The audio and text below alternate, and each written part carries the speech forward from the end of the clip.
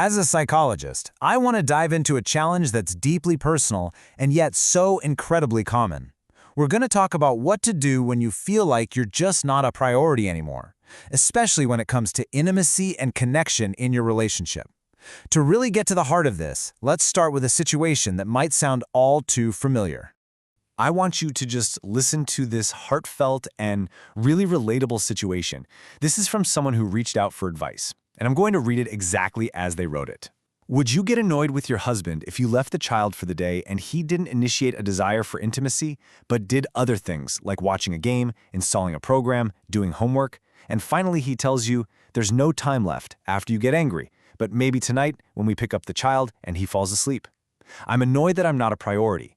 How can I act to show him that time for us, for intimacy, should be a priority? Should I deny him intimacy when he initiates? He's used to me always agreeing. I accept any advice on how to reverse the roles and have him be the one seeking attention, not me. I'm tired of it. We've had a conversation on the topic before. He temporarily understands, and again, apparently I need to change something in my behavior/attitude. I always hint that I want attention, time for us, etc. If any part of that story resonated with you, I just want you to know you are so far from being alone in this. That feeling of being pushed aside, of your need for connection taking a backseat to, well, everything else, it's a huge and completely valid challenge for so many people in long-term relationships. Okay, so before we jump into strategies, it's really important that we unpack the dynamic that's going on here. Because the goal isn't to win some kind of battle or to reverse the roles. The real goal is to rebuild a partnership where both people feel seen and valued. This right here, this illustrates the cycle so perfectly. It often starts with us dropping hints, right? We hope our partner will just get it. But when those hints get missed, and they often do, that's when frustration and resentment start to build. The way out isn't to hint harder. It's to make a real shift toward clarity, because clarity is what truly builds connection.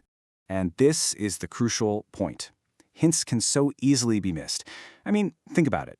To a partner who's distracted by a game, or work, or just the general chaos of life, our subtle bids for connection can just sound like background noise. So to really change this dynamic, we have to get beyond the hints and start being more direct. Effective communication here really boils down to 3 key steps. First, you got to state exactly what you need. So instead of a vague, "I want more attention," try something like, "I'd love to spend an hour tonight just connecting with you with no distractions." See the difference?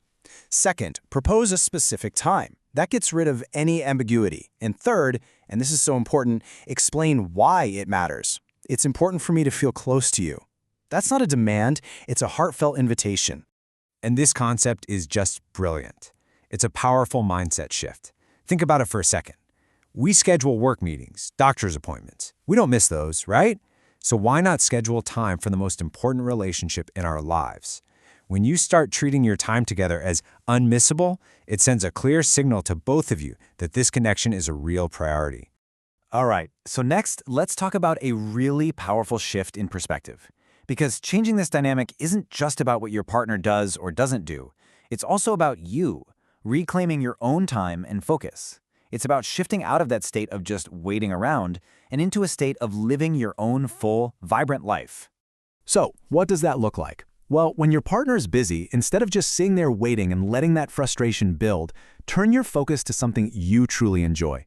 And let's be clear, this isn't about playing games or trying to make them jealous. It's a genuine demonstration that your time, your happiness is valuable too. And what happens then? It naturally creates a much healthier dynamic where you're both seeking each other out, instead of it always being a one-way street. Okay, now we have to address the question that came up in that original post. Should I deny intimacy? It's a really tough question, but it's not really about denial. It's about setting a respectful boundary. And when this is done with care, it can be an incredibly powerful tool for communication, not for punishment. This is so important to understand. The whole purpose of respectfully saying "not right now" isn't to get back at your partner. The goal is to communicate that your desire for connection isn't just an on-demand service that's available whenever it's convenient for them. It's about showing that your need for closeness, the one you expressed earlier, has its own weight, its own value. So what does this actually sound like? Well, it might be something calm and clear like, I would love to be close, but honestly, I'm feeling really disconnected right now. And it's hard for me to switch gears when I haven't felt like a priority today. Do you see how that's a statement about your feelings? It's an I statement, not a you accusation. That's the key. So ultimately, all of these strategies, they're all leading to one place. The goal is to move away from this one-sided pursuit and build a new, shared dynamic where both partners feel responsible for nurturing the connection. It becomes a team project. So how do you actually make it a team effort? Well, you can start by involving your partner in the planning. Ask them, what would a great date night look like to you? And when they do take the initiative, respond with genuine warmth and appreciation. That's incredibly powerful positive reinforcement. And maybe most important of all, be consistent. Changing these old, ingrained patterns, that takes time and dedication from both of you. So let's just paint a picture of how all these pieces can come together. Imagine you've planned a night for us. If your partner gets sidetracked by something, you don't get angry. You simply pivot and do something you enjoy. Then, when they do turn their attention to you and initiate that connection, you meet them with warmth and joy. You see how that creates a positive feedback loop instead of a negative one? When it all comes down to it, this whole journey, it's not about a power struggle, it's not about reversing roles, it's about building a much healthier foundation, one built on mutual respect and crystal clear communication, where both of you feel seen, heard, and truly prioritized. So I'll just leave you with this question to think about. Lasting change in a relationship, it almost never happens with one big dramatic gesture. It starts with a single, small, intentional step that you take over and over again. What will yours be?